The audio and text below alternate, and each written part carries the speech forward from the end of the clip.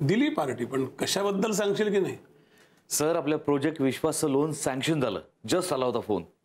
अरे वा, good news. Party द्यायलाच हवी नाही का? काय झालं सर? काही प्रॉब्लेम आहे?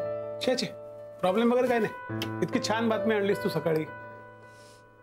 सर, तुम्ही टेन्शन मध्ये आहात, दिसतंय तसं चेहऱ्यावर. कुठल्या प्रोजेक्टचा काही प्रॉब्लेम झालाय का सर? नाही रे, ऑफिस मध्ये सगळं ठीक आहे. हो, अच्छा, म्हणजे घरी? बरोबर, ठीक आहे. इट्स अ पर्सनल प्रॉब्लेम, मी नाही विचारत. येतो मी सर. अनिल, जरा थांब. बस. सर, काय झालंय? तुला आठवतं काही दिवसापूर्वी तू तरुण वयात मुलं कशी वागतात याबद्दल काही बोलला होतास? हां.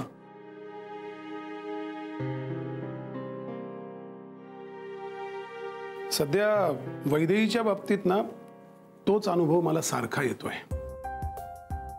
म्हणजे अनेकदा ती स्वतःच हरवलेली असते रे. काल तर कमाल झाली. म्हणजे ती घरी आली, नेमका तिच्या समोर हातात फालुदा घेऊन मी उभा होतो. मला वाटलं मी आता मेलो. तर तिच्या लक्षातच नाही आलं ते. ती स्वतःही फालुदा न खाता झोपायला गेली.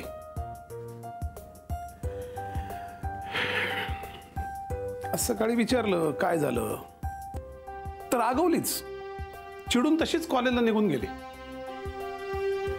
मला कळत नाही रे तिला काय होतंय ते. सर, हे वय असंच असतं सर. या वयात मुलांचे मूड स्विंग्स होत असतात. त्यात आत्ता ती त्या स्पर्धेच्या नाटकात काम करते, त्याचं टेन्शन असेल मे बी. असेल, तसंच असेल.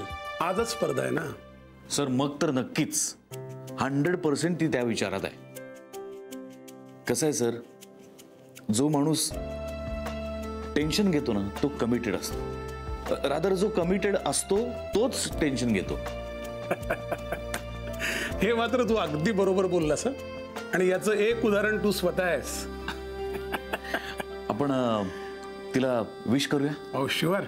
गुड. अशीच एनर्जी ठेवा आणि आपण नक्की जिंकू. Okay, I wish all of us the very best. Come on.